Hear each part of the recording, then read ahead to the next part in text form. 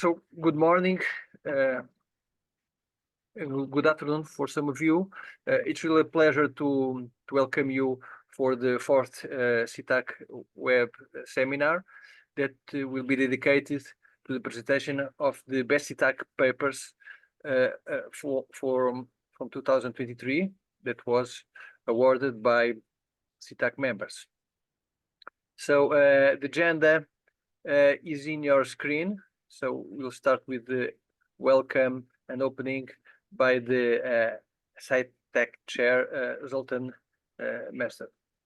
Thank you very much, and thank you for pulling this event together. So it's a moment to see actually for CITAC because we are celebrating our 30th anniversary. So I would like to welcome all of you to the 2024 award presentation of CITAC on best papers published in chemical metallurgy in the field of metallurgy and chemistry in 2023.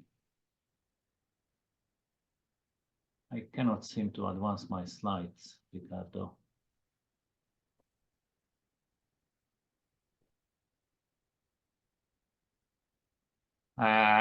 IUPAC is a global organization with the aim to improve traceability of the results of chemical measurements everywhere in the world and to ensure that analytical measurements made in different places and different times are comparable.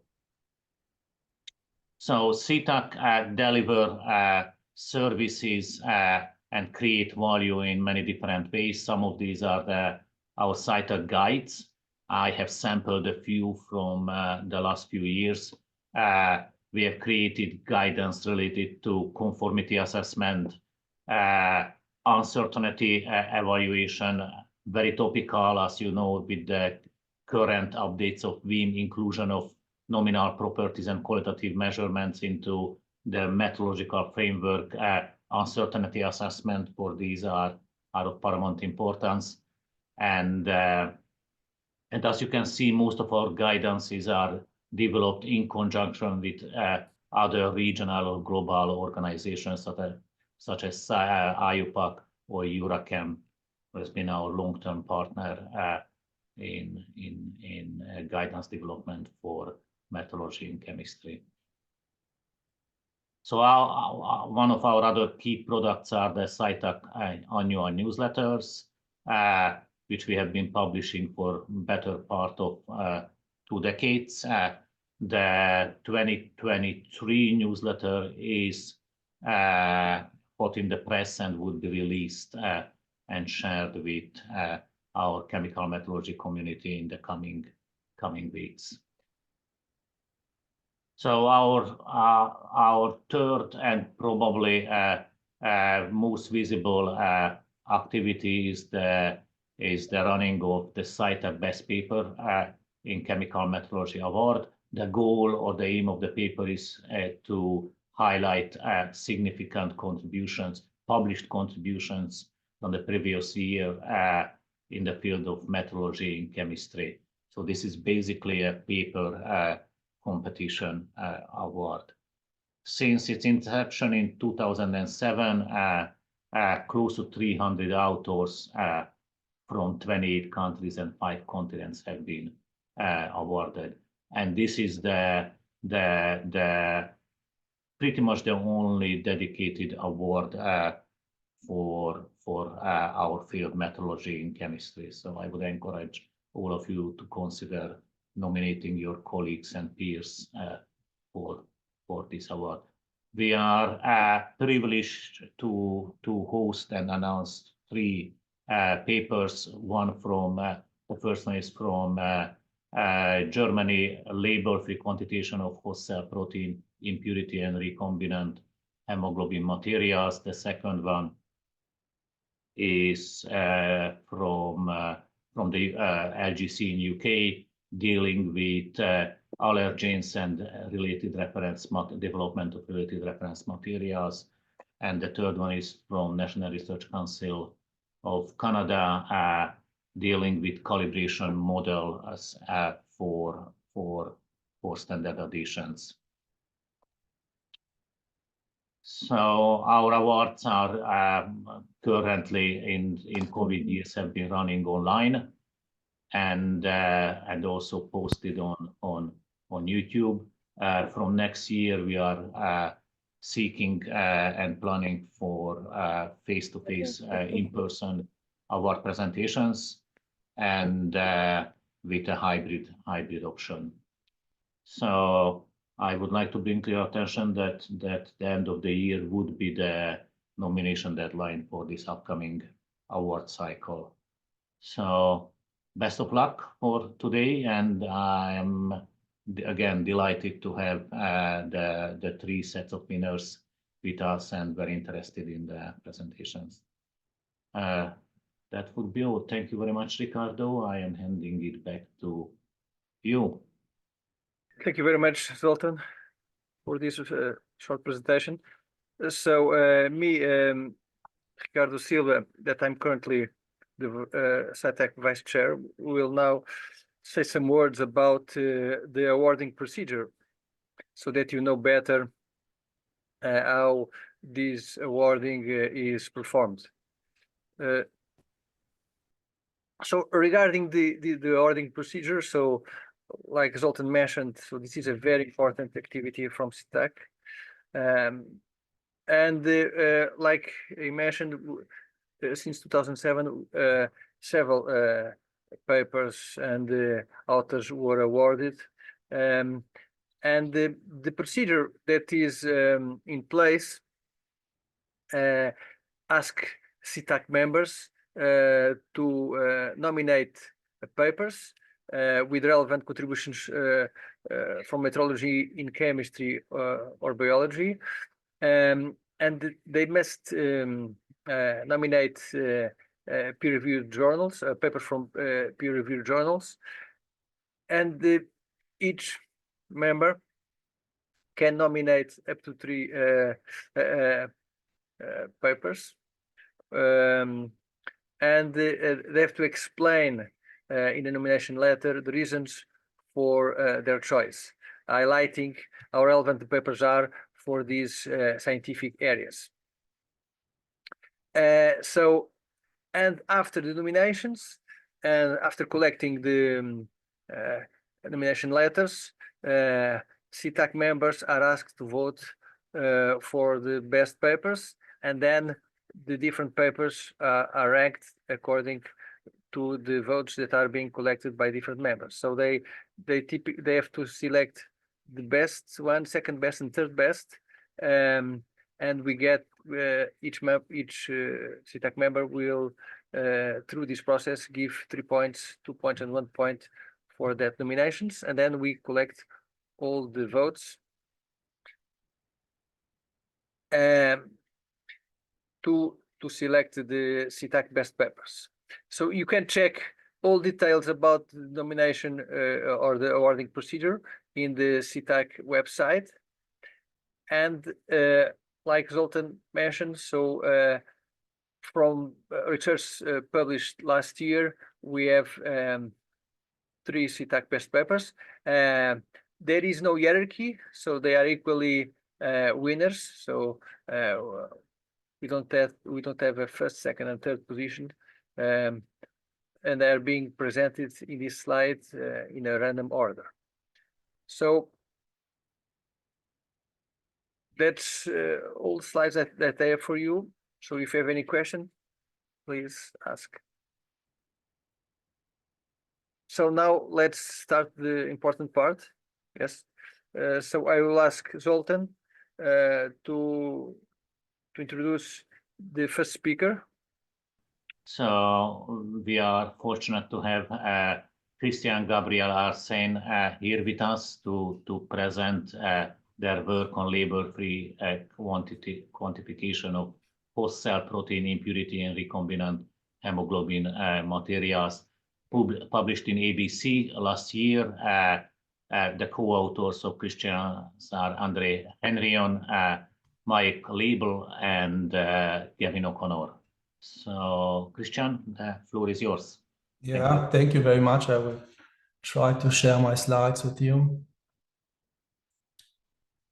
So first of all, I would like to thank you very much for appreciating our work in label-free quantification, which I would like to introduce to you with the next couple of slides within the next minutes. We started the work on label-free quantification of basically host cell proteins when we had to deal with a real problem, which we always expected with our protein quantification work.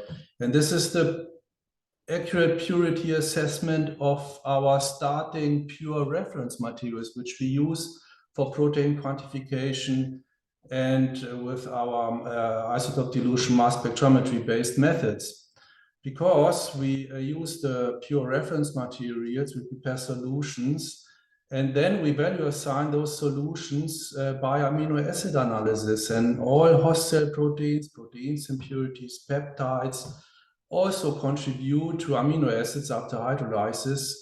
And therefore they interfere with our amino acid analysis results, so that results in inaccurate quantity values for our reference solutions, which are then used for protein quantification then afterwards.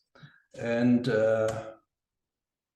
I show you one of the examples when we started a standardization project at IFCC for hemoglobin A2 blood measurements. We developed a method, an isotope dilution mass spectrometry based method for quantifying hemoglobin A2 ratios in whole blood.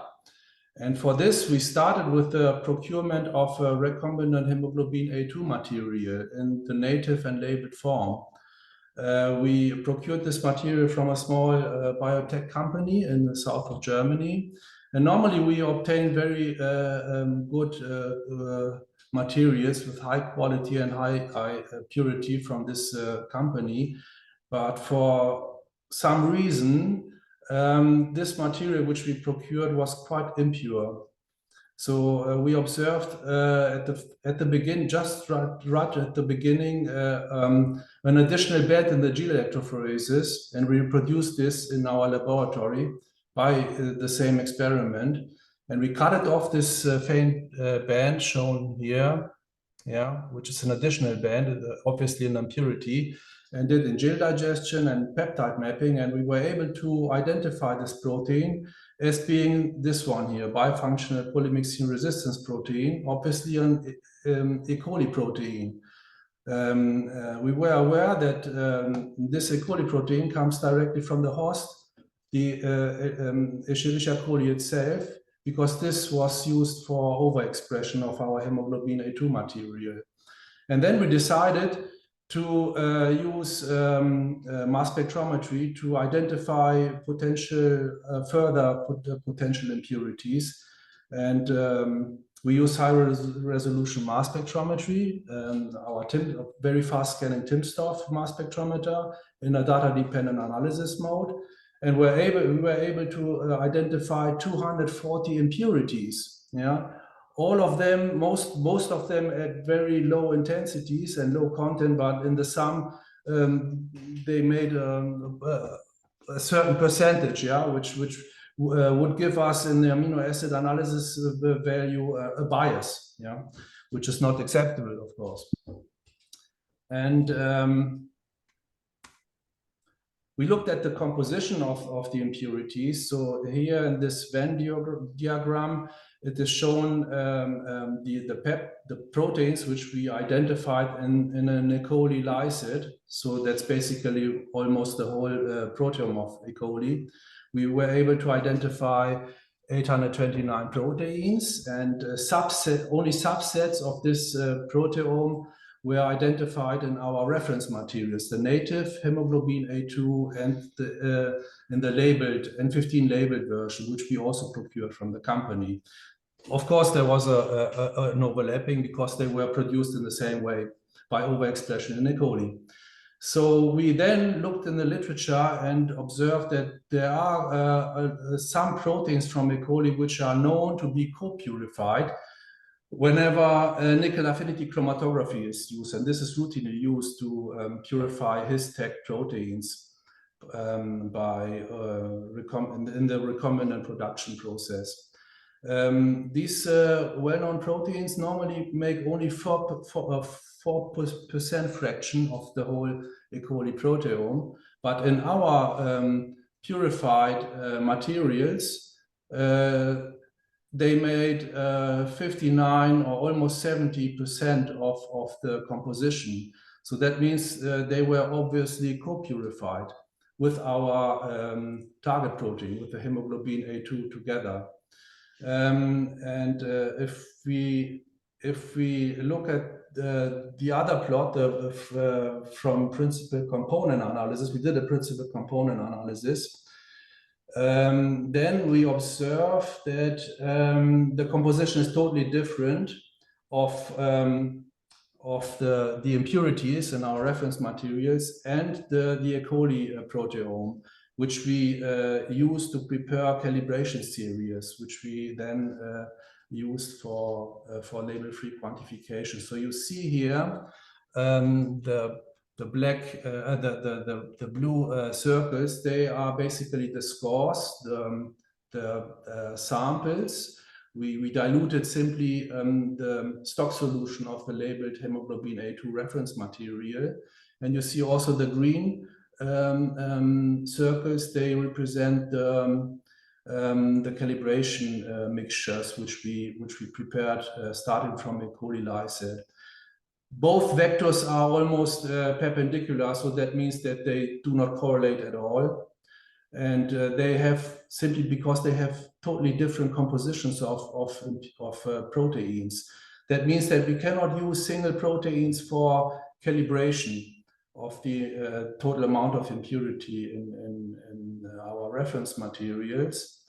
But what we can do is we can look at the total sum of impurities, and we can sum up all the impurities and look at the and quantify the total amount of them. And we can use then linear regression models for calibration, which I show you with the following slides. So here the workflow is shown for our method. We first prepared a calibrator starting from an E. coli lysate reference solution, let's say. We prepared this solution and we value assigned it by amino acid analysis. We used conversion factors from the literature for the different amino acids. They are well known in the literature, so we use a factor like let's say the mass of the total E. coli lysate per nanomole phenylalanine or so. Yeah, so there are conversion factors existing, and by this we were able to value assign the E. coli stock solution, and we added defined increasing amounts of this E. coli stock solution to our hemoglobin A2 material, which we still had in the fridge, a very pure material. And by this we were able to prepare calibration mixtures, which we then digested using trypsin. Aliquots of the calibration mixtures were digested, and we analyzed the tryptic peptides in the calibration mixtures, and also in an aliquot of the reference materials of the labeled and native hemoglobin A2. We use a software for identification of the peptides, and therefore also for the identification of the proteins. And this software is also able to give us quantitative results of peptide and therefore also of protein intensities. We use then the MS1 intensities of the E. coli proteins in total as a sum, and divided this by the intensity of hemoglobin A2. Actually, by the intensity of hemoglobin A2 tryptic peptides, which were identified. And plotted this against the well-known mass fraction of our calibration mixtures, of the E. coli hemoglobin calibration mixtures. So by this, we were then able to produce by linear regression, we were then able to produce a calibration line, and we were able to assign a value for the mass fraction of E. coli proteins in the reference material, referred to the mass fraction of the known calibration blends, of the well-defined calibration blends. So this is basically the workflow which we used. And then we asked ourselves whether it is also possible to use different protein mixtures, like yeast lysate or a human lysate of a human cell line, K562, or just simply a mix of only 9 model proteins, which we had in our fridge as reference materials, as amino acid analysis value assigned reference materials. So we prepared an equimolar mixture containing all 9 proteins. And we compared all the calibration methods. So they were all in agreement, and this is exactly what we expected, actually, because the mass spectrometer cannot distinguish between proteins. It just let's say, analyze and detect peptides, tryptic peptides. And therefore, we got very similar agreeable results between all the calibration procedures. You see it here. We did a cross-validation.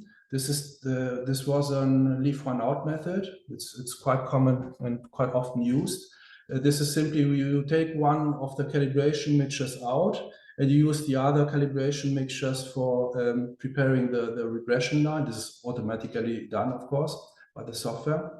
And then we predict a value for the left out sample, and this is compared to the real mass fraction in this calibration mixture, which is known.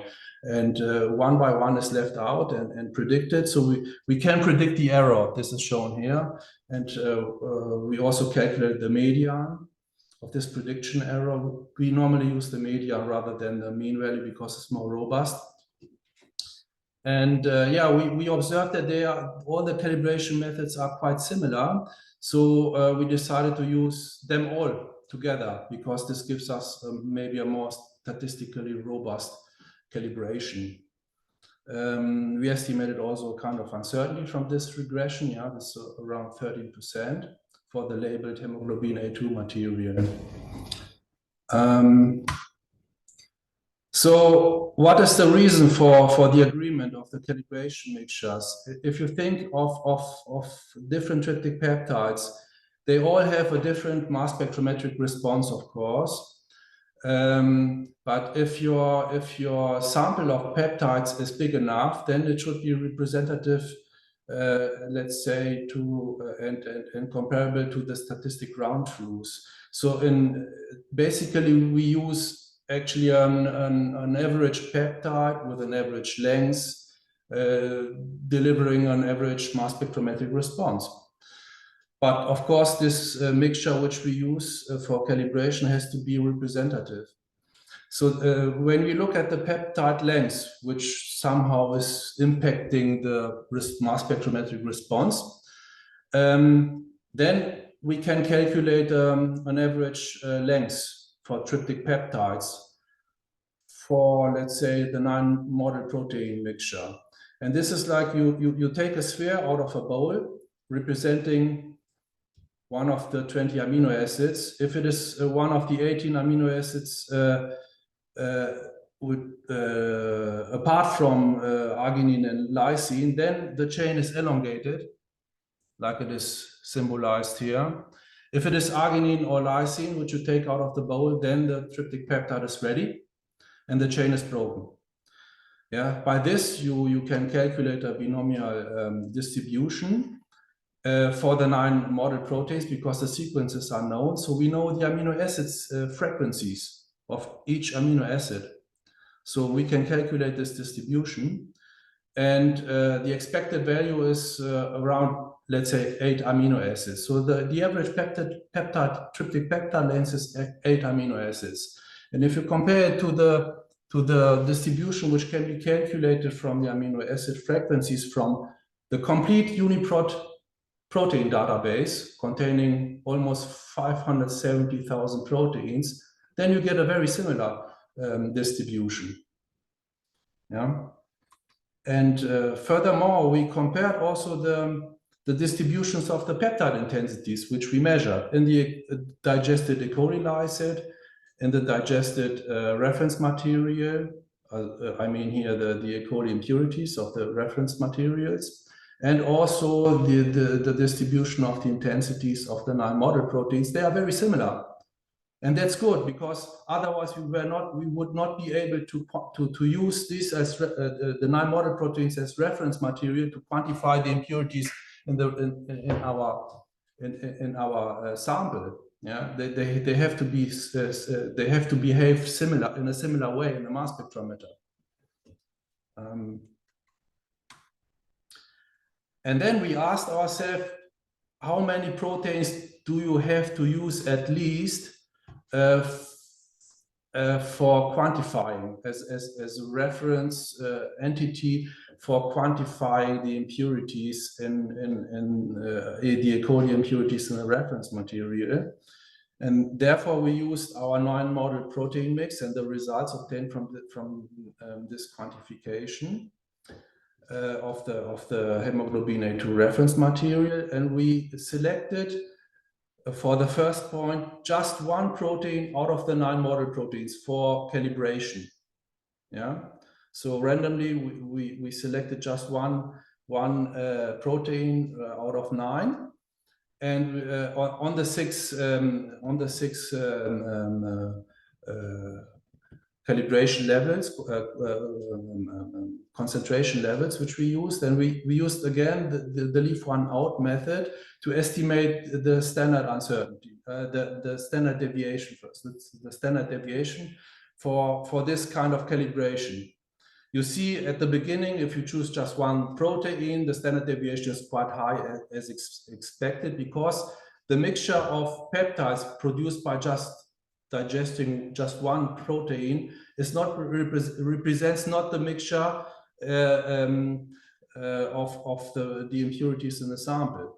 And by this, if you look at this plot, you observe that you just need, let's say, 5 to 6 proteins as a mixture to get the standard deviation below, let's say, 15%. Yeah. So there are only 5 to 6 proteins necessary to be able to get a representative mixture of tryptic peptides, which are then similar to the amount of impurities in the reference material. We then also estimated the combined measurement uncertainty for this kind of measurement. So we have basically two components of uncertainty. This is the results from the determination of the mass fraction in calibration mixtures, from the amino acid analysis, from the repeatability of measurements, this is the precision, and also from the fitness of calibration, from the linear regression itself. So for the first component, we obtained 3.5% of uncertainty or less from amino acid analysis. And for the second component, we obtained almost 18% for 6 runs for the labeled hemoglobin A2 material for the linear regression. For the native hemoglobin A2 material, we observed, or we estimated, a higher uncertainty. This is because we did just 1 run, because we decided we had so many impurities that we decided to further purify this material using an additional linear preparative liquid chromatography step. By this, we lost half of the material, I have to say. So this is always the problem with purification of intact proteins using liquid chromatography. So there was a payoff. Obviously, this material is also very expensive, I must say. So when you look at the purity of the hemoglobin A2 with the uncertainties of the purity estimation of the quantification of the impurities, then this makes finally only 1 to 3% of measurement uncertainty for the raw material, for the unpurified material. And for the ultra purified hemoglobin A2 material, we ended up with 0.2%. So it would be feasible to use just the raw materials in that case, yeah, because the contribution of using this such pure reference materials was 1 to 3%. Certainly for the purity would be acceptable, I would say, yeah? But we further purified it. We then also tried to use a one-point calibration method, which is not so laborious like the linear calibration, the linear regression calibration. So therefore, we normally use exact matching MS, isotope dilution, mass spectrometry with one-point calibration. So we prepare exactly at the point of the level in the sample, obtained by a preliminary measurement. We prepare then a calibration, that you know all this. And we did the same with our label-free quantification method. So we prepared a calibration mixture consisting of an amount of E. coli lysate from our E. coli lysate stock solution, which is close to the amount which we obtained by linear regression, which we analyzed by linear regression calibration in the sample. And then we added to the sample and to the calibration solution, we added a defined and equal amount of our 9 model protein mixture. And we used this actually as internal standard, let's say, yeah.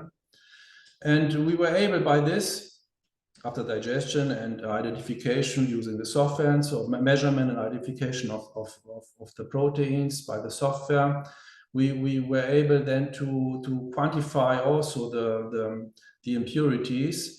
And like it is shown here, and they gave us, this method gave us very similar results actually, with a slightly lower measurement uncertainty if compared to the linear regression method.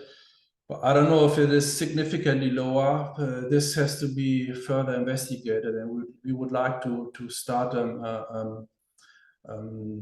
let's say a master thesis on this. Within our institute. However, this exact matching method is easily done if compared to the linear regression calibration. So we are quite confident that this will be the right way to use label-free quantification for the quantification, for the assessment of the impurities and reference materials. Yeah. So this is a very specific, let's say, quantification approach and application. Normally, when we have to quantify only 1 or 2 proteins, we will rather prefer to stay with the isotope dilution mass spectrometry, because this is the most accurate method to determine the amount of substance, the amount of a protein in a sample. Yeah? But for pure materials where you have to quantify a complex mixture of impurities, this will be the only way, because you cannot quantify every single impurity in a reference material. This is not feasible. And I think this is my last slide. Yeah. And with this, I would like to thank you for your attention. And for questions and comments. Maybe I would start with the first question. You mentioned that it would be sufficient to use 5 to 6 proteins, or gave you sufficient data quality at the back end. How many tryptic peptide that 5-6 protein generates? Almost 300 different peptides. So basically your calibration is averaged out from that 300. Yes. 300 peptides. Yes. So yeah. Interesting. Yeah. Interesting. Have you considered to actually start from peptides in the calibration? Pardon me, what? To start actually from peptides? To forego the tryptic step and start from known quantities of peptides? Oh, no. We always use proteins. Yeah. Thank you. But this would be the same, I would say. You need just, if you start with peptides, you need the whole mixture of hundreds of peptides. In a defined amount. Of course. I have one other question. It's extremely elegant approach. What I did not understand in your process slide, one of your early slides when you were showing the workflow, where you talked about regarding the E. coli samples about conversion factors. Yes. What are those conversion factors? I did not. Yeah, you have your E. coli lysate, let's say, as a solid compound, yeah, and this contains all different proteins, a complex mixture of proteins, and then you do amino acid analysis on this, but you need a conversion factor to get the amount in mass of the E. coli proteins, because you measure just phenylalanine, but when you use amino acid analysis, IDMS, then you get X mole of phenylalanine, X mole of valine, and then you have to convert it somehow to the mass of the E. coli lysate. So either you produce your E. coli lysate by yourself by purifying the proteins, yeah, and by just using a balance gravimetric preparation, then you directly can say you have, I don't know, an amount X of proteins which is related to phenylalanine and valine and so on and so on. Or you use conversion factors from the literature. We used the literature values. Yeah. Very good. Thank you very much, Christian. Thank you. Any other comments or questions? If not, I would like to thank Wolfhard. Are you raising your hand? No. Okay. I would like to thank our presenter and again congratulate the PTB team for their winning, and I would hand it back to Ricardo to present the next paper.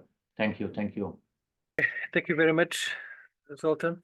So it is now a pleasure and honor to present the second winner of this awarding. This is a paper with the title Calibration Model Averaging in Chemical Analysis, a case study for the method of standard additions by Enea Pagliano and Juris Meyer from the National Research Council in Canada. And this paper is a very relevant contribution how to reduce bias and avoid the underestimating or under-evaluating the uncertainty of measurements by the standard addition method. So, Enea, can you please, for being here and for congratulations for winning. Okay, so thank you very much. I am honored for this award, and I am glad for the opportunity to explain a little bit more about this research. So the first section of this presentation is pretty much an introduction to the problem, and the fundamental problem we are trying to address is the role of a measurement model in quantitative analysis. And from the example that will follow, it will be clear that measurement models in quantitative analysis matters way more than it looks like. So the first example is sort of like a fancy example, which deals with the radiocarbon dating of Machu Picchu artifact. So when we are into the business of radiocarbon dating, what I can imagine is that some very sophisticated measurements are done for the measurement of the delta 14 carbon values, And after the analysts get enough raw data, then there is like the difficult part of the data analysis, which means like the conversion of these raw data into quantitative measurement. And in this case, the quantitative measure is a date. So in this particular case, there are pretty much two models that they can be used to generate this quantitative data. The first one is the one over here, the INCAL 2020, which is a calibration model that is usually used to for the radiocarbon dating of artifacts that are retrieved into the northern part of the globe. Whereas the SHCAL 2020 is a calibration model that is usually used for retrieving, for dating artifact into the South Hemisphere. For the geographical location of Machu Picchu, one would be tempted to use the data from the SHCAL 2020 because Machu Picchu is into the South Hemisphere. However, because of the altitude and to the particular geographical location of these heritage site, we know that part of like the carbon influx is coming also from the northern hemisphere. So the SHCAL is not completely suitable for radiocarbon dating, but also the INCAL 2020 is not completely suitable for this calibration date. So the issue here is we have two models. Both models, they are not completely suitable for like this quantitation. So what do we do? So going back to analytical chemistry, quantitative analytical chemistry, the model, they are also very important. And the measurement themselves, according to the Stanford Encyclopedia of the Philosophy, they are model-based inference. And the analytical chemistry are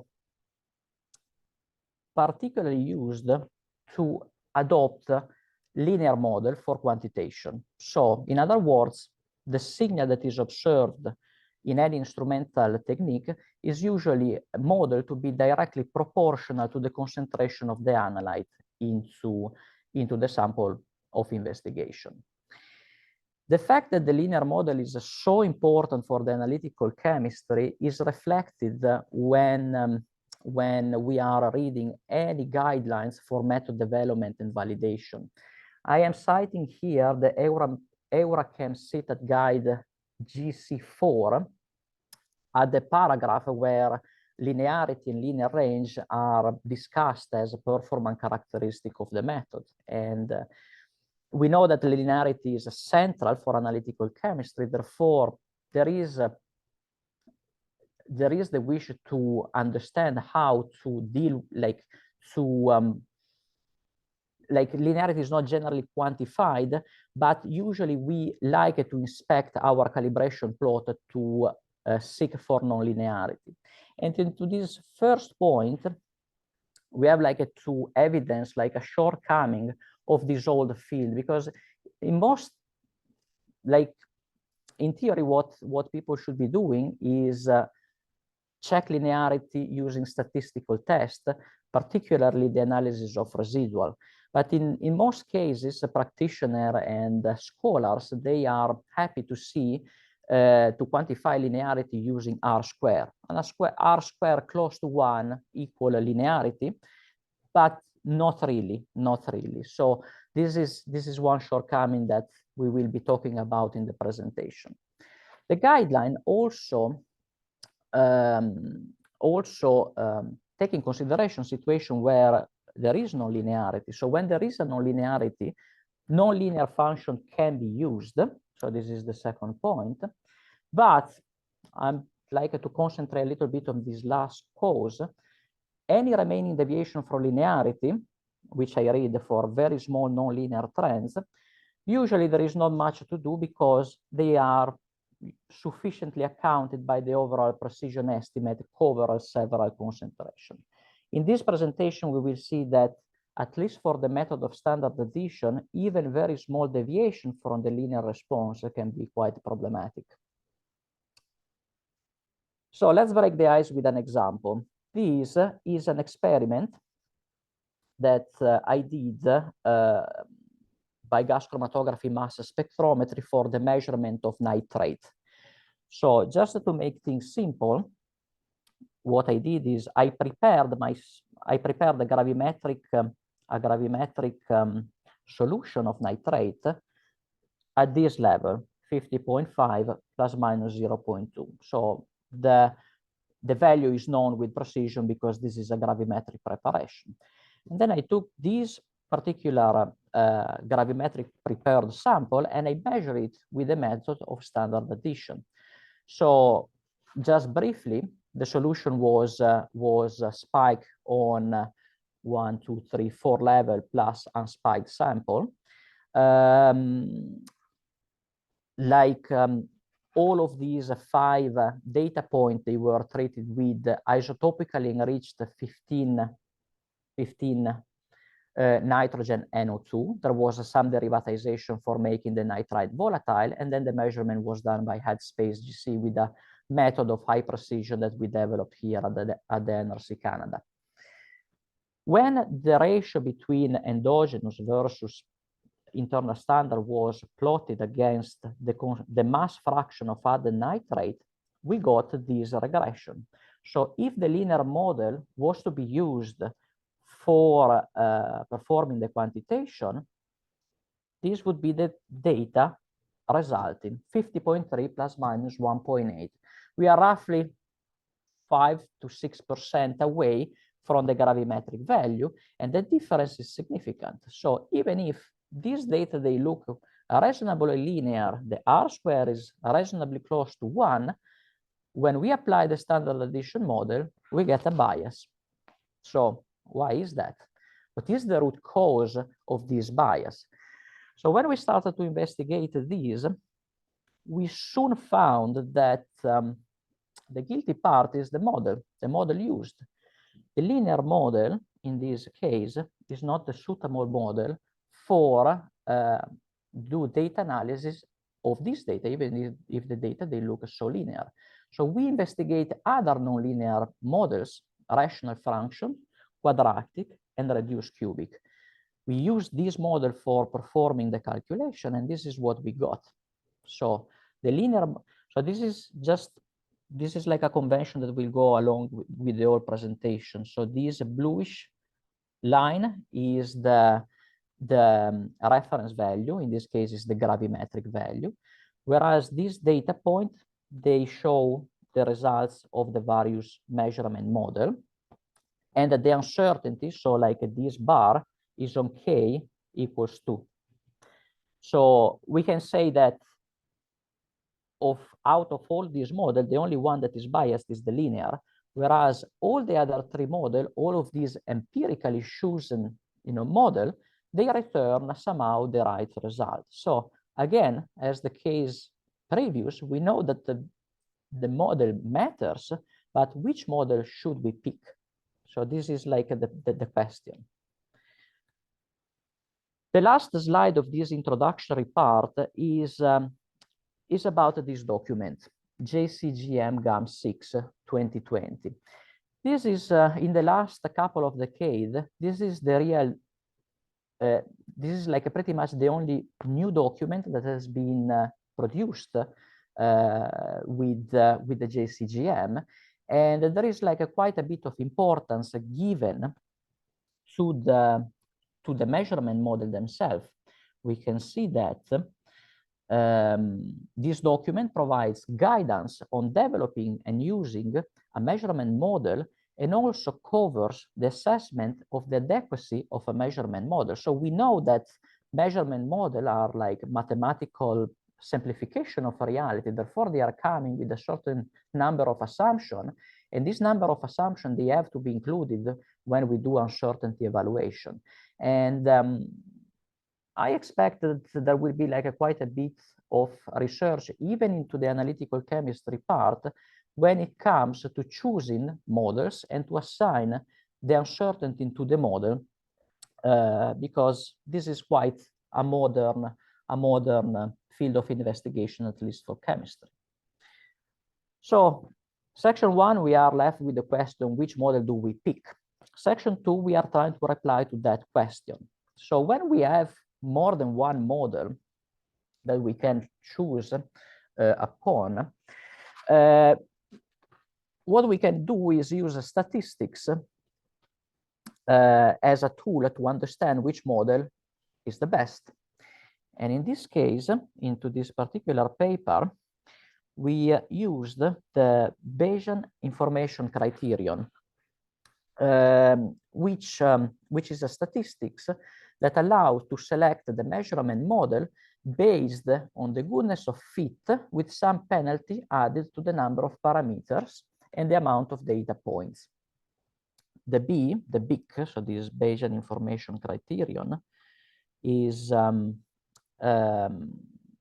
can be calculated quite easily. You see here the equation. They are not particularly sophisticated, but the BIC can also be more easily calculated with R programming language with the package stats. So once we calculated the BIC corresponding to each model, what do we do? So theory would suggest that we should choose our measurement model with the lowest value of the BIC. However, since we have like many measurement model, and most likely all of these measurement model, they are empirical, so we don't have a really fundamental reason to choose one model over the other. What is fair to do in this case is not choose a single measurement model, but take all the candidate model and then return an average value, a weighted average value, where the weighted factor, which are these P, they are depending on the BIC. So for the people in this call that are used to participate to CCQM exercises, this is not much different to what is going on when we are assigning KCRB. We have a number of data from a number of different laboratories, and when we have to establish the consensus, there is a bit of statistics, and more often than not, we came up with the KCRV using a sort of a weighted average. And here is the same thing.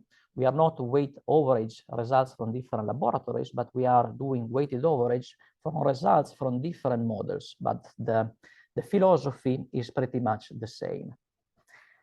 So we go back to our fancy Machu Picchu example, and here, what model do we pick? We pick the average. So we have two density distribution of result. We can linear pool them, and the mixed model is more accurate from a historical point of view to perform the dating of this artifact.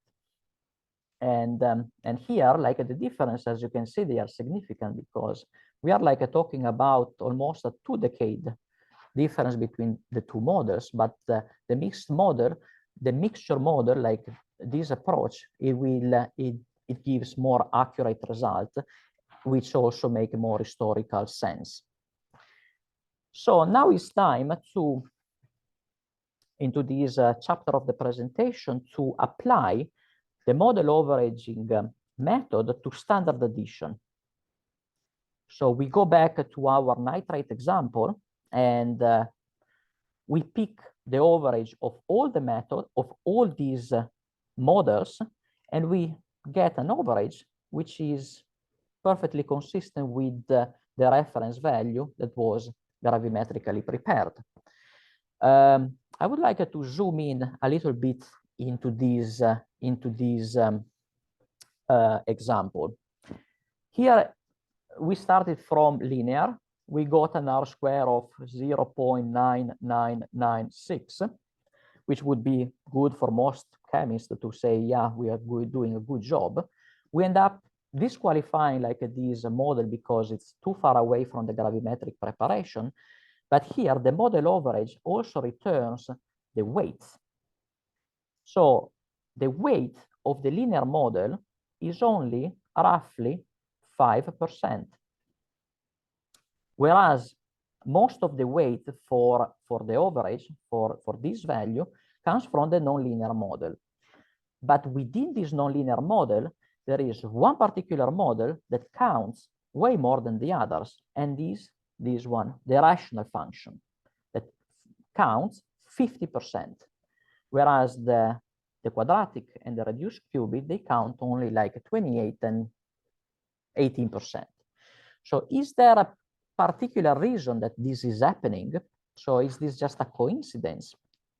Well, the reply to this question is no, this is not a coincidence, because the experiment that I described you is pretty much falling under the domain of isotope dilution mass spectrometry, because the value that I put on my y-axis is an isotope ratio. Therefore, the physics to describe this response is indeed based on this equation over here. So we demonstrate into this paper, which propose a graphical approach to explain isotope dilution mass spectrometry data, that this equation is indeed the fundamental equation describing the isotope dilution experiment. So these big statistics, it was quite powerful because it allowed not only to disqualify the linear model or just giving very low weight into the average, but it found the real equation that should be used when isotope dilution data are they need to be analyzed for quantitative purpose. Okay, so calculations. At this URL, you can find the source code for the application that we use to generate, to perform like this data analysis. This is an R-based Shiny application where in this calculator you can choose the measurement model that you want to feed the data with. You can insert your raw data, so amount of standard added, the signal, the uncertainty on signal, and then after performing the computation, the results are given both numerically into this table, so all the results of all the model and the average, and also their graphical representation. So this, in case you want to try on your data and you don't want to build a software yourself, this is available to be downloaded. So now we have like this application. Let's try to use it on some data. So the very first example of standard addition that I want to mention is this one. This is a purely in silico example. So assume that your sample has a mass fraction of 1. And then on this mass fraction, we use an equation of the form y equal x. And we perform like a 0, 1, 2, 3, 4 standard addition experiment. Into this case, when we apply the model average software, this is the results that we obtain. So all the models, they return the right correct answer of 1. Of course, the linear model, it gives us the smallest uncertainty because it's the true model here. We impose that model, therefore the model itself has the lowest uncertainty. So not knowing what the model is, what it results is pretty much in an inflated uncertainty. So we pay the lack of knowledge about the model by bigger uncertainty. But this was also like an interesting experiment, even if very simple, because it tells us that there is no, it's like a sort of a validation experiment. There is no issue to apply nonlinear equation to do interpretation of linear data. This is pretty much an experimental verification of the previous example. This was again gas chromatography mass spectrometry measurement of bromide before conversion into ethyl bromate by 3-ethyloxonium tetrafluoroborate. We use iodide as internal standard. In this case, again, we used the model average and we end up with this result. So the reference value, this one, this 96.28, this was a high precision isotope dilution result. So we took it as a reference value, and linear and nonlinear model, they give us pretty much the same uncertainty, the same result, but with much reduced uncertainty when it comes to the linear model itself. So now it's time to actually see what happened when we have slightly nonlinear data. And for example, this recent paper just published in 2022 studied some nonlinear deviation from the Lambert beer for the measurement of sulfur dioxide by adsorption spectroscopy. Into this paper, pretty much the author came up with an empirical equation describing such deviation. And this is the equation we are talking about. So we see that all of these equations, when x goes to 0, pretty much all of this part cancels out. So what it remains into the diluted region is pretty much the Lambert beer. So into the dilution, we have linear, and then there started to be deviation. So we took this equation over here, and we imagined a standard addition experiment where we want to quantify an hypothetical sample at 150, the blue rectangle over here, and we do like our classical 5-point standard addition. So addition 0, addition like here on the top, there are like the x.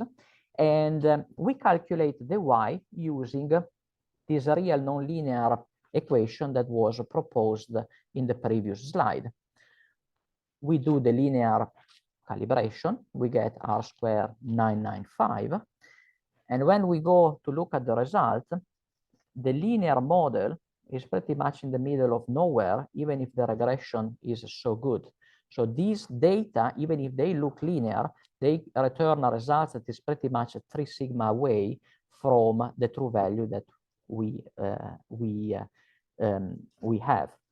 Whereas all the other 3 nonlinear models, even if these 3 nonlinear models are not mathematically related with the equation that was used to generate this data, they return a pretty acceptable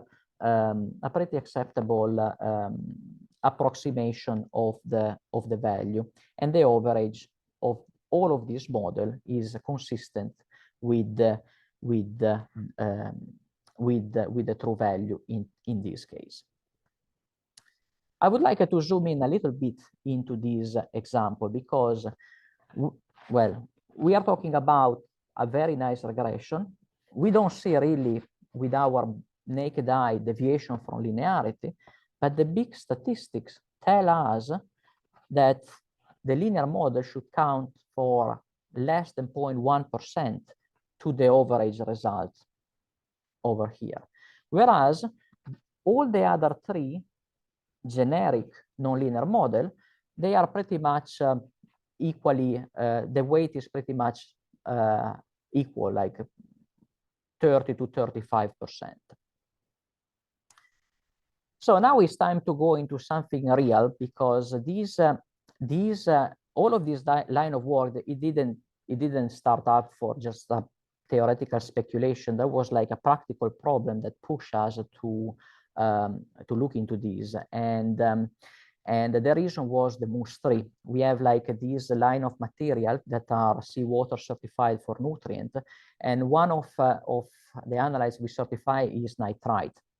Back in 2014, we decided to do a very high precision measurement of nitrite into the MUS3, and we compared 2 methods. One is a high precision isotope dilution at space GCMS method, which return this value.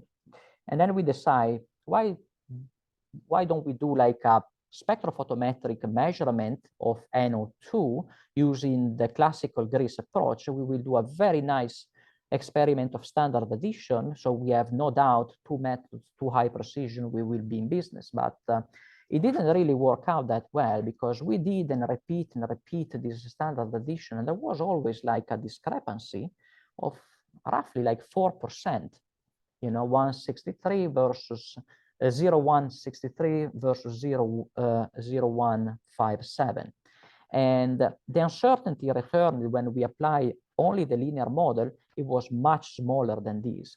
And when we started to wonder about the linearity and issue about the model that we choose, then we could have a more realistic estimate of uncertainty. So these roughly RSD of 4.8%, but 80% of this uncertainty, it was due to the model, not to the measurement, not to the error on Y, not to the error on X, not on anything else, but only for the measurement model.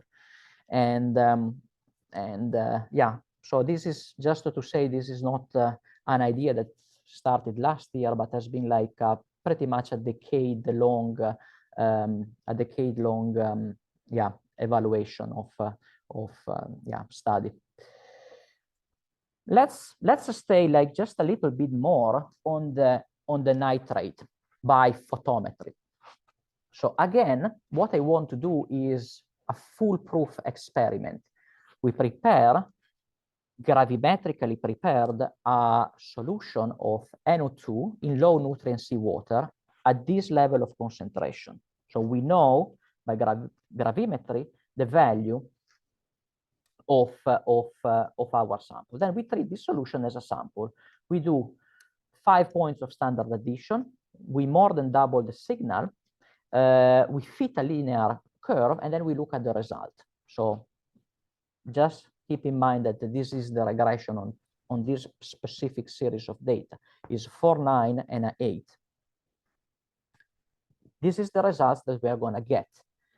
The linear model itself is in the middle of nowhere when compared to the gravimetric data.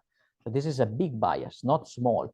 Even if the regression is this good, our results are more than 10% away from the gravimetric value. The situation sort of improves when we throw in additional measurement model with the qubit, quadratic, and rational function. But we can see that with this specific model, the value doesn't change very much. What it changes is the evaluation of uncertainty. Now, with more model, we have a better evaluation of uncertainty, and the overage include the true value.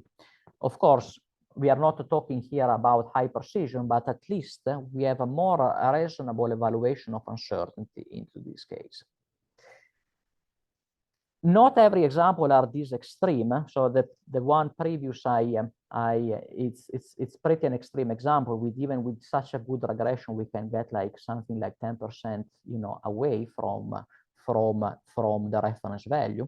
This one is another situation, another certified reference material that we develop here at the NRC. This is a spinach powder certified for nitrate, and the certified value was measured with high precision isotope dilution mass spectrometry. And then for the fun of it, we also say, why not measure it also with ion chromatography with conductivity detection using the standard addition method. So again, here, those are the results of the linear model, which they overlap with the isotope dilution. So in this case, nobody would question that in this particular case, the linear model is okay. But when we do the model overage with all the model that we discussed today, the agreement is much better with the isotope dilution. So there is a clear advantage. So I won't keep you longer. I have like just a few slides to conclude this talk. What we can say is that the results of the standard addition method can be strongly influenced by the choice of the calibration model. Even when the calibration plot appear linear, the traditional implementation of the linear model can produce results that are quite biased, and especially can underestimate your uncertainty. In general, the application of a single empirical model can lead to unsatisfactory results and over-optimistic uncertainty. And in the example shown, what we can say is that the results obtained by the model overage were more robust than those from the application of the single linear model. One would ask this question: would model overage address all the issue? Well, a response is no, at least not with only these models. So this is another example. Again, it's a photometry. This time is phosphate with the molybdenum blue chemistry. This is a kind of standard addition experiment nobody would do because there is just too many points. It's almost 10 points. We are like pretty much, you know, is 4 times the signal, and there is like 10 points. And with these many points, you can appreciate some sort of non-linear response, although the R square it remains still pretty high. So into this particular case, and here again, we have is a gravimetric prepared standard that is used as a sample, and then compare the results of the gravimetric value with the one returned by the analysis. So in this case, the linear model is in the middle of nowhere in the right side of the gravimetric value, but these empirical nonlinear model, they are completely on the left side of this gravimetric value, and the overage is influenced pretty much only by these models. So it cannot find the true gravimetric value. So what do we need from now on is to work. This is a work in progress. What we need to work is better measurement models that they can really represent the physics of the system, not just some model, some random model, because this is pretty much, you know, rational, quadratic, and cubic. We select them because they were simple to implement into this exploratory research. But as you can see, more is required. So we would argue, just to conclude, that although this is like a research that should be ongoing, but we can conclude that model overage should become part of the data analysis toolkit when evaluating results of chemical measurement in general. So thank you very much for your attention, and I am open for questions. Thank you very much for your clear presentation and very interesting work. Can I ask the other participants to raise their questions? Bernd does. Okay. I do after that. Yeah, I'm just curious. This is not about statistics. You have shown this example of the C14 determination of organic compounds that came from Machu Picchu, and Yes. that it crossed my mind at that moment that you might have also samples of wood, say, where you know the age exactly, for example, by tree ring determination. Is it a feasible way to compare your method with the result that you get from tree ring determinations, and to see what the differences are in the real world? Yes, of course, like the more methods we have to compare, the more confidence we will get on the data. This example that I cite is not our own, is not an NRC study. This was taken from the literature as an example to explain the fact that you know, difference between the models can be significant. In this particular case, they are. So if we use these two calibration models for the radiocarbon dating, this difference of roughly 2 decades is significant for historical reason. And most likely the the people that they perform research into this field, they have noticed this, and yeah, like and the fact that the Machu Picchu was older than what was initially thought is probably based on a number of other evaluations as well. I would be pretty confident on that. Yeah, it's Okay. very exciting thing. Thank you very much. Yeah, thank you. Okay, I think Steven and Francesca would like to ask some questions. Yes, Yeah. can we start? Steve, okay. Could you explain again? I think I missed it. How you determine the model weights when you're averaging? Okay. Let's go back. I understand that they're based on a goodness of fit measure. Yes. So the BIC itself has this mathematical expression. Yeah, it is based on the goodness of fit. Of course, if you have a model that has like 20 parameters, it will fit very good. But then you have 20 parameters, so the least number of parameters is always better. So that's pretty much what in a qualitative way this Bayesian information criterion gives you. It gives you a number that is both a function of how well the model fits the data and the number of parameters. So the less parameters, the better, you know, and the highest R-square, the better. And when we do all these, we get the Bayesian information criterion, so the B. And then we could use the B to just pick one model, and usually the value with the lowest BIC should be the one to be picked. But in our case, specifically in our case, where our 4 models, they were like a completely empirical, and they were also chosen to not to be too complicated, because it's this is like a first exploratory paper into this field. So so we calculated the weights associated with the model using this formula over here, which depends on the BIC calculated for the single model. Sorry, I missed what FI is in that. The FI is pretty much the result returned by the model I. So we do the average on a number of different, the average is the average of the results. So we have a certain number of models that will give a certain number of results.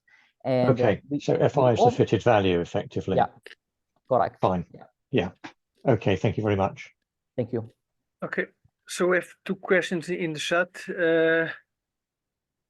So Francesca and Navabis, do you want to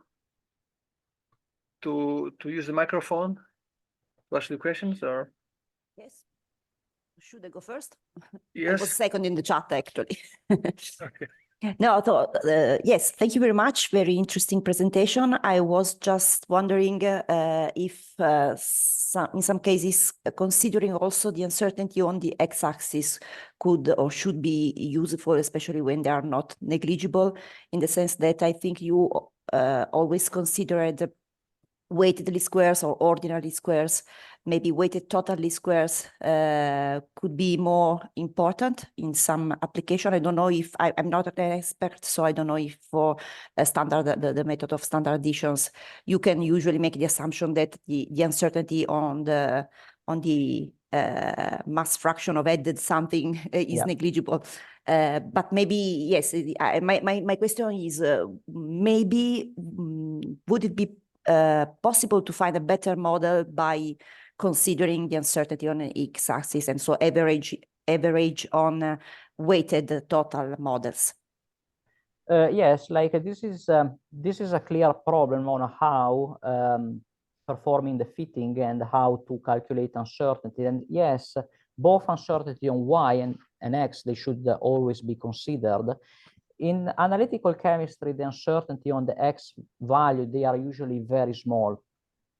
into the example that I propose, actually, they are very small because this primary standard, they have less than a 0.1% uncertainty, but the same standard I use to prepare the sample and to calibrate it, they were coming from the same batch. So into this specific example, it wouldn't matter because it's not like a sample calibrated against a primary standard of completely different origin. Is like pretty much the same solution being used across. So for in most cases, like adding the uncertainty on X would not be significant. However, in this particular case, because we wanted to make really sure that we were not overlooking any source of uncertainty, we did, this is like an error in variable uncertainty that was obtained, and is still biased, not by a huge lot, but if we are talking about high precision, this will still be significant, yes. But for sure, I agree that that sometimes the classical linear approach for Gauss estimation of uncertainty can be a little bit, can underestimate the uncertainty that you have if you don't consider the uncertainty on Y, which is usually high, and on X, which is usually small, but might not be negligible depending on the level of uncertainty that your data are coming out. Yeah. Thank you. Thank you. Okay, so we have another question from Takata. Is the model averaging applicable to external calibrations? Yes, I would say that is applicable to external calibration as well. The external calibration, it will be less affected by non-linearities, not the way that the standard addition is affected, but it would always be like a good check to cross verify. Yes. Oh, okay, I see other questions, but can I ask my own? I noticed that so the linear model always over-evaluates the concentration, and it looks to me that when you have this lack of linearity, can I use the pen? Okay, when you have this lack of linearity, yes, when you have the sensitivity issue decreasing, when you do a linear extrapolation, the concentration, of course, will be overestimated. Yes. Yeah, with this particular non-linearity, but you could have like something like, you know, like if you have like something like this, like a sigmoid, where you change a sign, that will be complicated. Yes. So yeah, it's into this particular case, yes, but it will depend like by the kind of non-linear response that you have. If especially if you have like a non-linearity that goes this way. Yes, that would be strange. But in that case, I would try to add not so large concentrations and to check the sensitivity here and in the end of the edition to make sure that sensitivity in this standard edition will be equivalent to close to 0. Okay, so lots of questions. That is exactly the point, because this was pretty much my very first work when I was hired at the NRC back in 2013. I was tasked to do the moose, and this was the first results that I see, and it terrorized me because it's you really needed to perform method validation. There are like a lot of very nice paper out there that they express recommendation on standard addition and so on. One is that the standard addition should be linear, like a linearity is like the data, they should be linear. And the other one is that the standard addition will not correct for offset, only for rotational, you know, contribution on the x-axis. But yeah, these results should probably put an emphasis that validating a standard addition method requires a little bit more than what probably most people are doing currently. Okay, so we have lots of questions in the chat. You will have a chance to check it afterwards. So last question, Angelique, short one, please, because we need to move. Yes, I just want to ask about the effect of the number of data points on the big, because of course, the number of data points will have a big effect on your calibration model and the appropriateness of your calibration model. Yes, so pretty much this is what, like, yeah, the number of data points this is a good question, because it's how many is you can like use 2 data points, 3 data points for, you cannot use like 10 data points for like performing an experiment. So the 5 data points that I use, they are usually a sort of a compromise between productivity and try to see if there is like some nonlinear effect hidden. I would say that most people that they perform metrological study using standard addition, they don't go above 5. Usually is like a 3, or maybe unspiked sample and a few spiked sample, which is effectively only like 1 point to me, because in this case you cannot see like nonlinearities or any of that. But yes, like to assign like a recommendation on the number of points that should be the minimum or the maximum, that I think is still like, it could still be like a good debate about that. Yeah. Okay, I wouldn't be able to say it myself. I am comfortable with 5, but I saw also 3 or only, you know, single point. Yeah. Okay, thank you very much. Thank you. And I would like to invite you to check the chat, Yeah. or then ask people to send an email to Nea asking your questions. Thank you very much for the time. So this is why it is so interesting to follow these CITAC webinars. So Yeah, let me now yeah. let me now ask Professor Felipe Lourenço from the University of São Paulo, the current CITAC secretary, to present the third paper. Hello, good morning, good afternoon to everyone. Well, I am pleased to present the third CITAC paper award in the ceremony, which is entitled Clinical Industrially Relevant Incurred Reference Material to Improve Analysis in Food Allergens, from Dr. Jill Holcombe, and collaborations from LGC, Queen's University, and the University of Manchester. Dr. Jill is the head of the reference material production team at the LGC, and under her leadership, LGC has developed a range of innovative reference materials, which is critical for ensuring the safety and quality of consumers' products and for supporting regulatory compliance. So, Dr. Jill, thank you very much for your presentation, and now the floor is yours. Thank you. Okay, well, thank you very much for the introduction. Of course, thank you to CITAC for the award on behalf of the fellow authors and myself, and also for the opportunity to give this presentation today. So I'm going to be talking about the production of food allergen reference materials. So the talk will include why the work's important, how we defined the requirements, what we should be making, and then how we made it, the analyses that were carried out, and the outcome of the project, with a slide on future needs as well. So why was the work needed? Well, primarily it's because allergenic reactions to food can be very serious and in some cases life-threatening. And it's becoming of increasing importance as allergies are becoming more common. And it's said that allergies affect up to 10% of young children and 2 to 3% of adults in the industrialized world. But chemical measurements can help.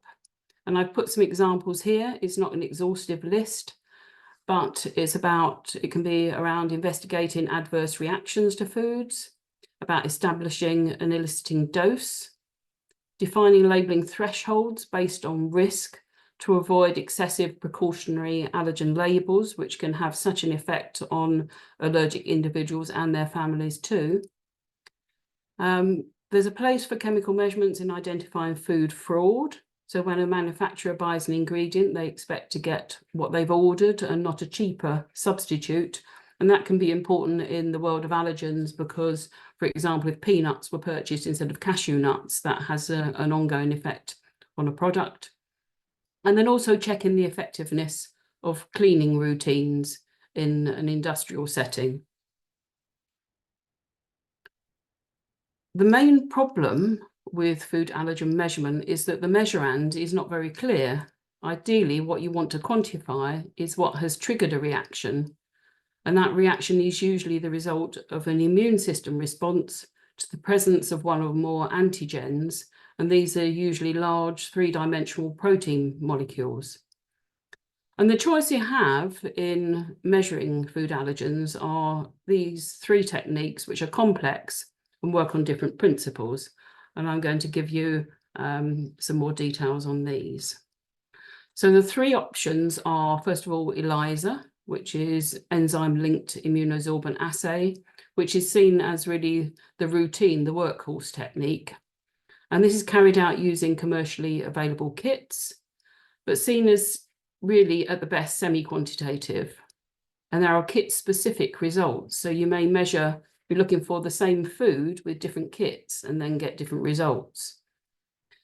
Some of the kits for some of the allergens suffer from cross-reactivity, and then detection may be affected by food processing, in particular heating, where the 3D structure will change and therefore not picked up by the kit. With liquid chromatography tandem mass spectrometry, we're looking for detection of specific peptides from a digestive protein, so small amounts of a few peptides in a soup of other peptides following extraction and cleanup.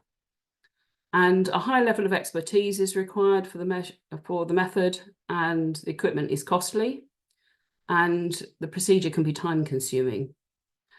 Here, SI traceability is possible if the right calibrants are available, but the results are usually expressed as peptides, and then we have to convert from peptides to food, and this is an area that needs standardization. And then the third option is PCR, where we're looking for the source species DNA and not the allergen protein. And in some cases, DNA may not be present when the allergen protein is. And one common example of this is with egg white, where an individual can have an allergic reaction, but there's no DNA present to measure.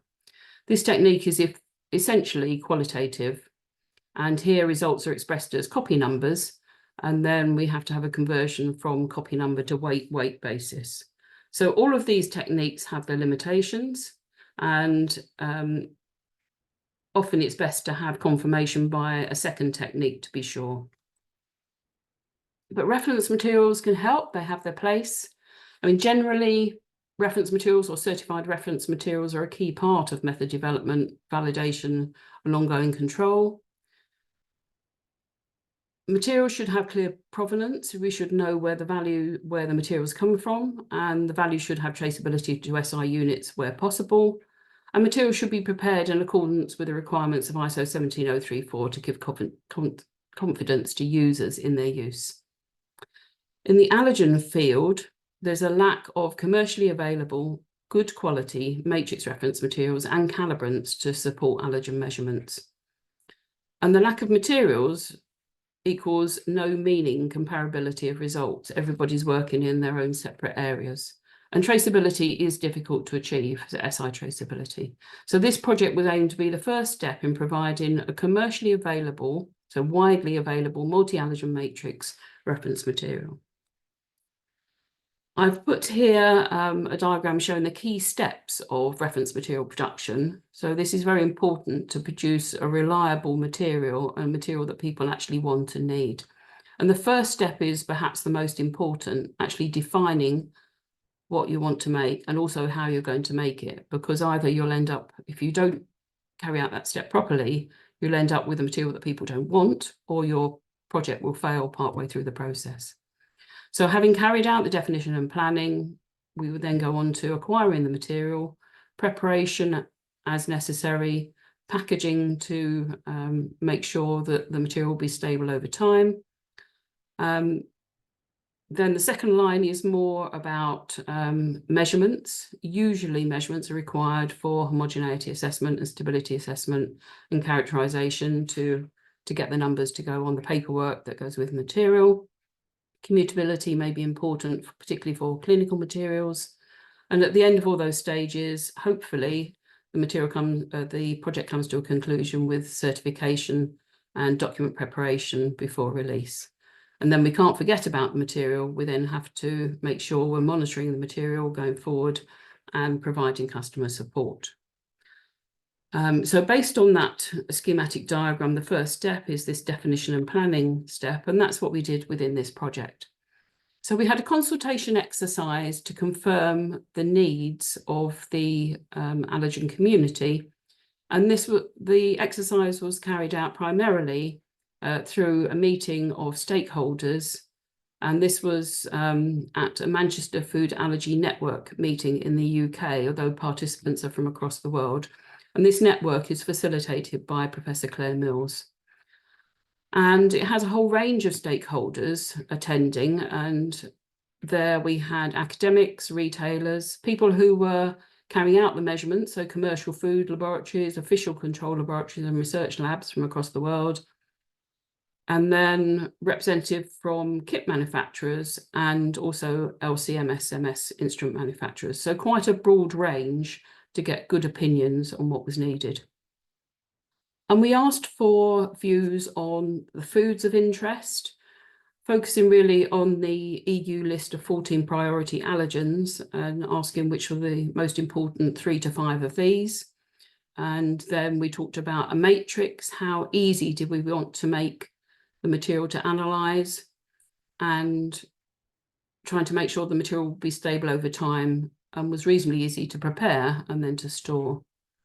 And we agreed that a multi-allergen matrix material was going to be the most suitable for detecting and quantifying target foods at trace levels in the presence of other foods, and more specifically proteins in the presence of other proteins.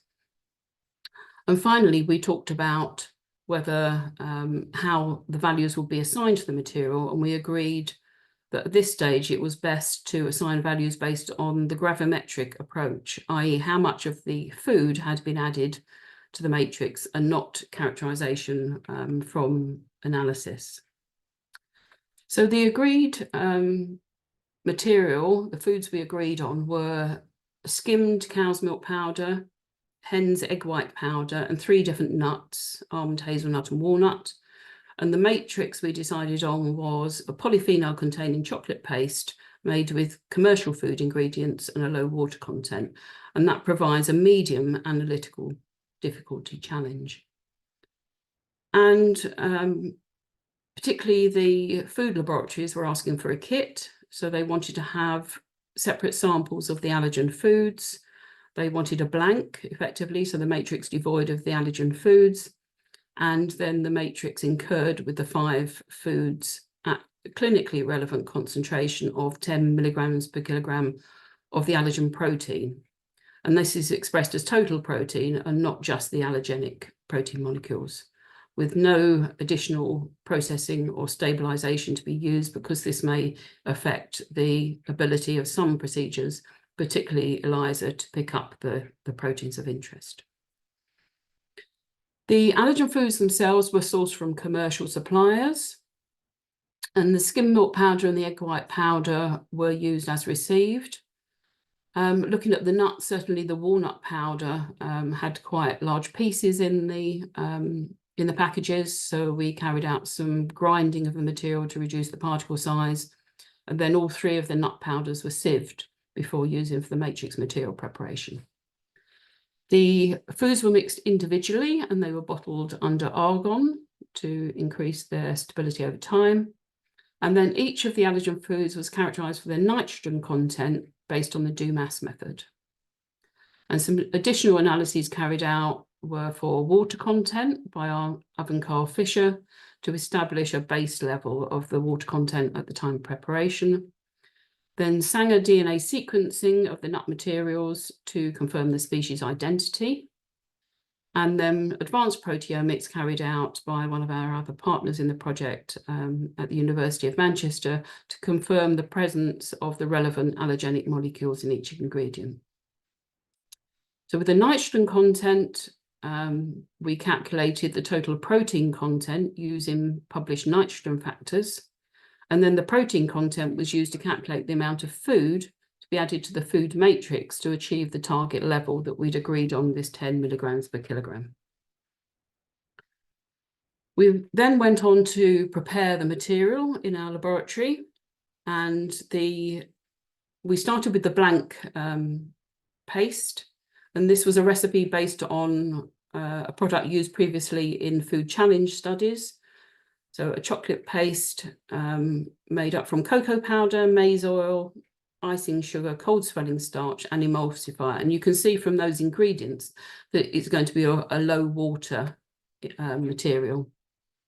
And we made it in a room in the laboratory that had not previously been used for handling the allergen foods. So we were reasonably confident that we would not contaminate the material along the way.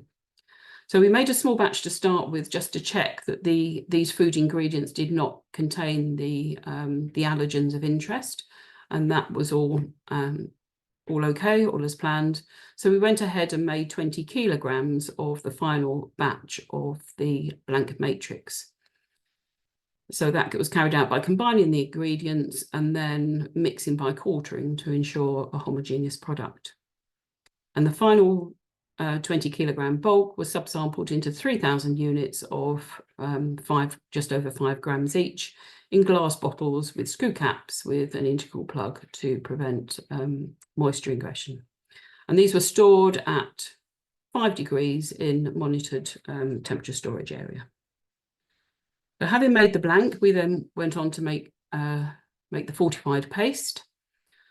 So we made a second batch of 20 kilograms of chocolate paste, and then used some of that to make a high level paste, which had 5 milligrams per kilogram of each of the allergen proteins in there, and then carried out serial dilution with the blank paste to end up with 20 kilograms of the final material containing 10 milligrams per kilogram of each of the food ingredients.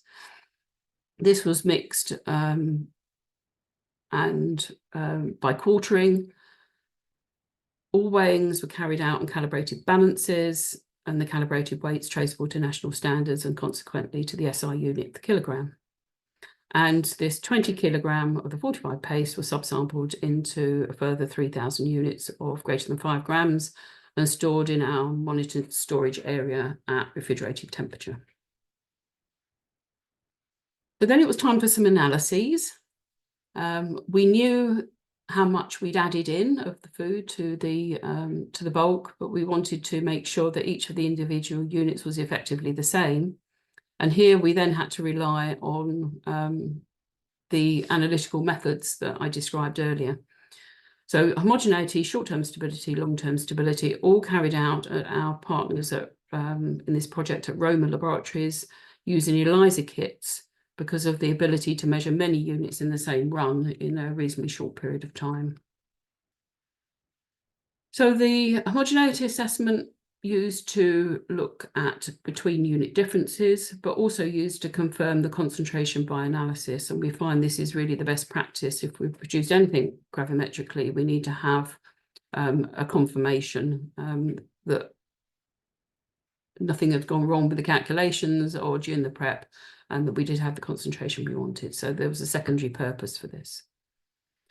And the initial studies were carried out to assess the homogeneity of the skim milk protein, egg white protein, and hazelnut protein. But as I've put in brackets a couple of times here, you don't always measure exactly what you want to with the ELISA kits, or it's not always reported in the way you want. So the skim milk protein was reported as casein, but the hazelnut protein reported as hazelnut.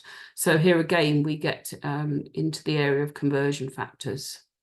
Anyway, 15 samples were selected using a random stratified approach, triplicate analyses, and a randomized block design. And because of the spread of results we saw for the hazelnut protein, which I'll show you in a minute. We then carried out some more studies looking at the almond protein ingredient and the walnut protein ingredient. But here we were looking at 16 samples, but only duplicate analysis, and this was using a nested design. So here are the graphs for the skim milk powder for the egg white protein and the hazelnut. But the casein was carried out over 3 different runs, coloured black, red and green. The main effect that we saw here was for the casein, the 3rd run, the dispersion was much smaller than for the first 2 runs. And also in the first run, we had perhaps a run order effect.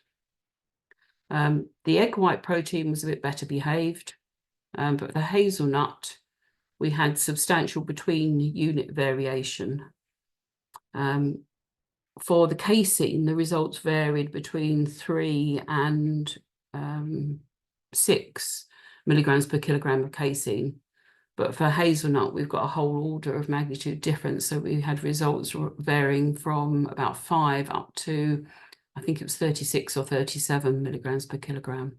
Now, some of these effects will be due to the ELISA measurements, but some of them, possibly the hazelnut, due to real differences between the units, and that's quite difficult to split in this work. But certainly the data analysis was more complex for the hazelnut materials. But as I said earlier, because of the dispersion of the hazelnut results, we then carried out some more measurements on the almond and the walnut.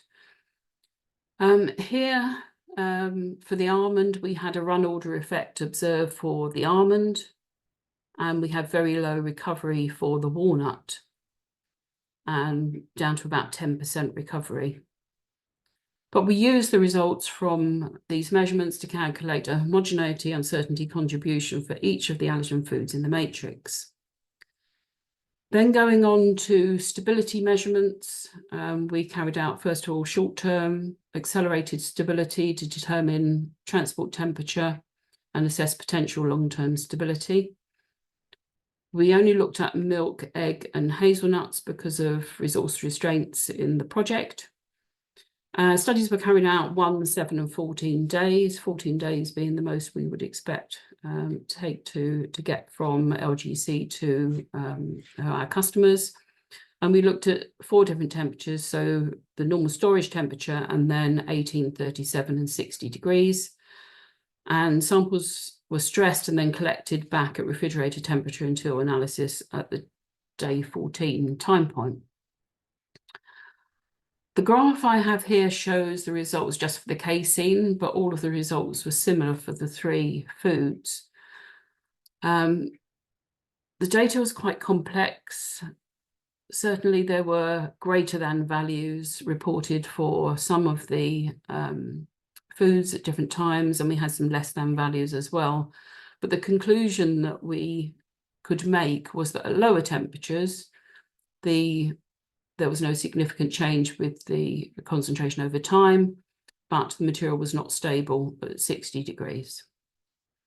And then for the long-term stability, again, we looked just at the milk, egg, and hazelnut protein ingredients.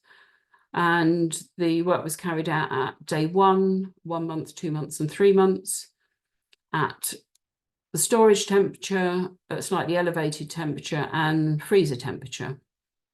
And we collect all the samples together after the stress times and analysed at the 3-month time point. For casein and hazelnut, there was no evidence of instability at any of the temperatures. Egg white protein was okay at the lower temperature, freezer temperature and fridge temperature, but there was marginal evidence of instability at 18 degrees, and that's seen on the bottom graph here. In order to offer the material for sale, we have to give advice on the stability of open units. And because of evidence that we had from the work carried out within LGC, we advise customers to use the matrix materials within 1 week of opening. I have a slide here which shows a comparison between the gravimetric preparation results and the ELISA kits. So on the left-hand side, we have the milk protein results, and the dotted lines in each case here represents the gravimetric preparation value. And you can see on the first graph for the milk protein that one kit with the orange spot is reporting results with a mean of about 13 milligrams per kilogram, and another kit with about 5 milligrams per kilogram. And the bars here represent the range of results obtained. For egg white protein, one of the kits gave results very close to the expected value, but the other was about half of the expected value. Only one kit available for almond protein that we looked at, and that gave results very close to the expected value. For hazelnut protein, ELISA kit, 2 different ELISA kits, one of them used in 2 different labs, gave low results, and the walnut protein, very low results at about 1% or less of the expected value. So the final values were calculated, and we calculated what we call assessed values, which is the term we use for materials that are not certified.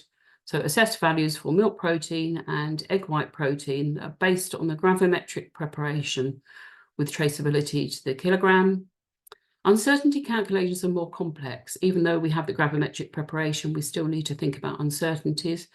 So our contributions were from the uncertainty of the weighing, the uncertainty of the nitrogen content of the allergenic food ingredients, and then the uncertainty of the homogeneity of the food ingredient in the matrix, which was determined by the ELISA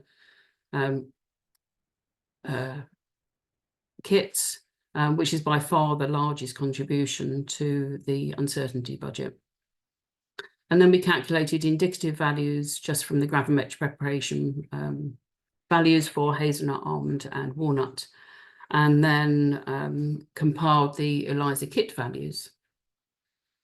So the outcome of the project was that we prepared a statement of measurement, which is the term that we use for, rather than certificate, for a non-certified material. We applied for extension to scope for our ISO 17034 accreditation, and the material was released for sale. And the kit contains 1 unit of each of the allergenic foods, 5 units of the blank paste and 5 units of the fortified paste. And then we provide the allergenic foods separately for purchase. We have provided some examples of how the materials can be used. So the food ingredients are there, can be used for method development, both for as kit calibrators for ELISA kits and other methods.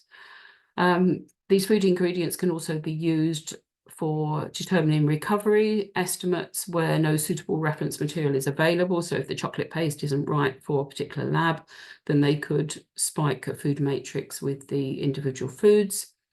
And then they can be used, they're characterized for nitrogen and water content, so they can be used as quality control materials for determination of those parameters in food ingredients.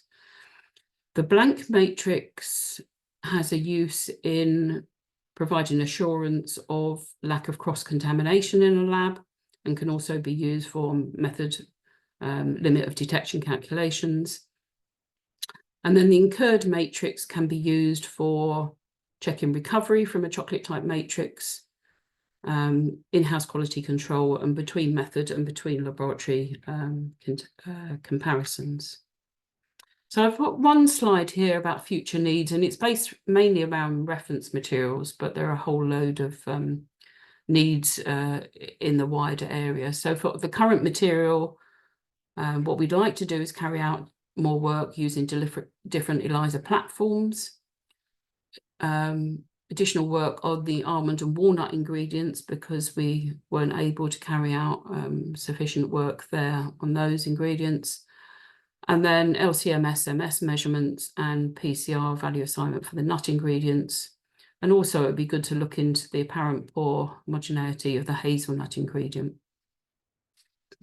It would be nice to make more materials if this was used for the allergen community. So looking at different foods. We already have a separate peanut material on sale, but we could look at other priority allergens, and then different matrices and different concentrations.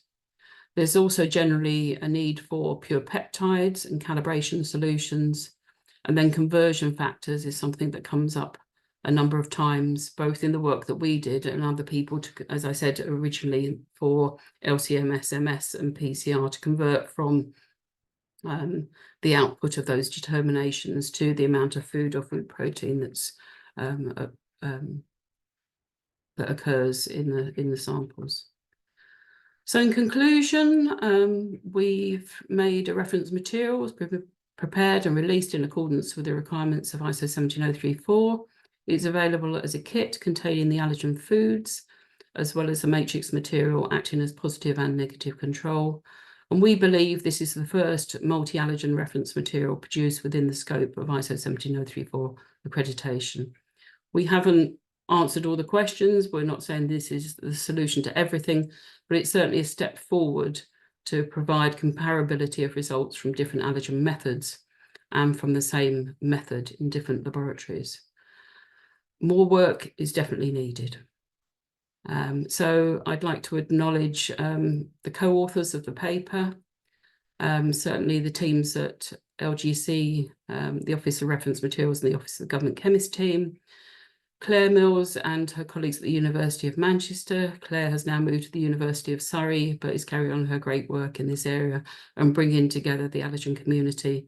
And also Adrian Rogers from Roma Laboratories, who's now moved to BioCheck. And of course, funding from UK Food Standards Agency and the UK Department for Science, Innovation and Technology. So that's the end of my presentation today, and happy to answer questions. Well, thank you, Dr. Joe, for your nice presentation. And I guess we have a few minutes for some questions. Angelique, please. Hi, Jill. Thank you very much. That was very interesting. I actually have two questions. The first one is those interesting results with the ELISA kits. I just wanted to ask whether you're engaging with the kit manufacturers about the difference that you found in the results. I guess that was part of your commutability assessment for the material, that you looked at the results from the different kits. Well, within this project, the main reason for looking at using the different ELISA kits was to say, was to look at the homogeneity and the stability. Really, within this project, we didn't have the time to look at lots of different kits and sort out the reason for them. There have been various studies that have been commissioned by Claire Mills through the Manchester Food Allergy Network, looking at the results that are obtained by different kits in different laboratories, and quite extensive studies which have been published. So that wasn't really the purpose here. We were more giving that as general information rather than following it up. But it's obviously quite interesting to us, and quite worrying in a way that the kits don't necessarily pick up the proteins that we know are present because we put them there. And I think a lot of it seems to be down to digestion. That's what's come up in discussions that I've had separately with one kit manufacturer, that they could actually they could detect, this is particularly about the walnut protein, but they could find it if they did different digestions. So it's quite an interesting thing to follow up. Thanks. I also just wanted to ask why you used the Dumas method for the protein quantification. Because it gave us an indication of the total protein that was there. Would you use a different method, or? Yeah, I was just wondering because usually the Dumas method don't discriminate between, well, I guess you knew your materials quite well, but the Dumas method can't discriminate between nitrogen that comes from protein and nitrogen coming from possible other sources. So typically we would use Caldal for protein determination of using Caldal when we wanted to use nitrogen determination for protein content. I think for these foods, the difference would be very small. I think it's within the uncertainty.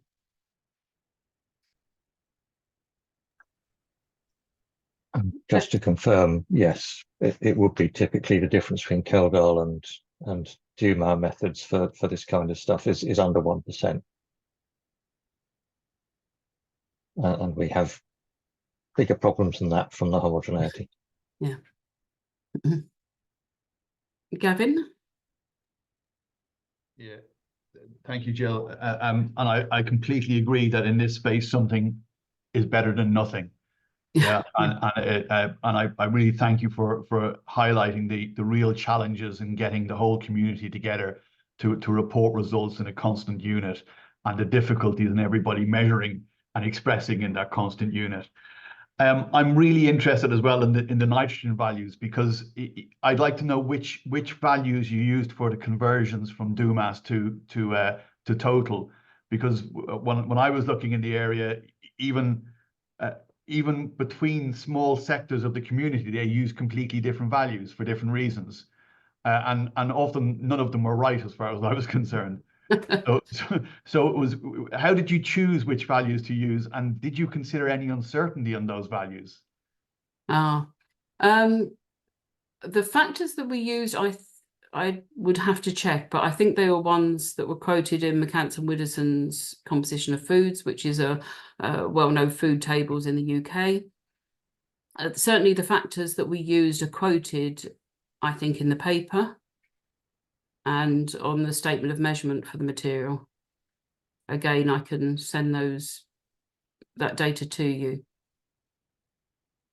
And as far as uncertainty on the nitrogen factors, no, we did not include that. And we said this in the paper that we did not include uncertainties on the nitrogen factors. We stated what we used. Yeah, none of the community does at the moment either. So it's completely consistent with what they're doing. It's just it was always a question I had when we talked about SI traceability of the total protein content, because we didn't have control on that, were we still SI traceable or not? Yeah, for total protein content.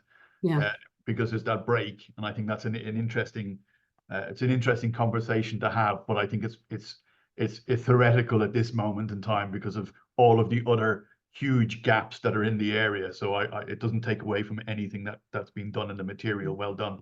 No, and I think we just tried to be honest about what we'd done and just offer it out there, because then you can have different laboratories using different approaches, different techniques, and at least they can say, well, on that particular material, this is what we got.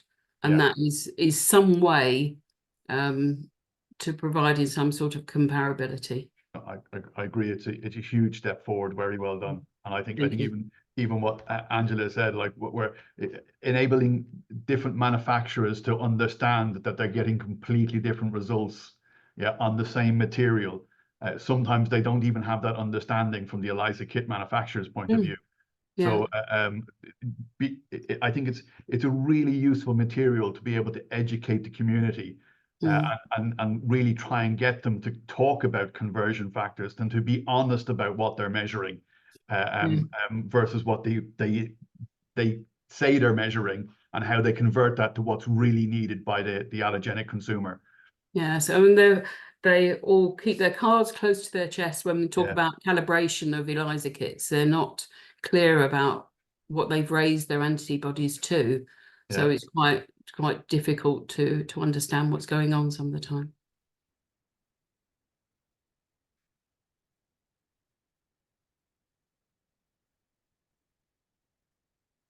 Nope, if nobody else is going to ask, I'll ask another one. Is there another material in the pipeline? What's next? Not at the moment. At the last Manchester Food Allergy Network, which was at the University of Surrey because Claire has moved, we said that there had been uptake of this material, but not sufficient to really reassure us that we should be putting a lot of money and effort into making a second one. So yes, people may say they want the material, but they've got to buy it to encourage us to make more. Well, thank you very much once again, Dr. Gil. And I would like to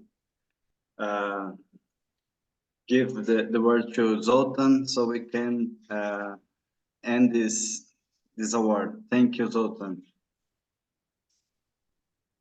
Thank you, Mario, and thank you. I would like to thank all the award winners for these excellent set of presentations, spanning from calibration theories to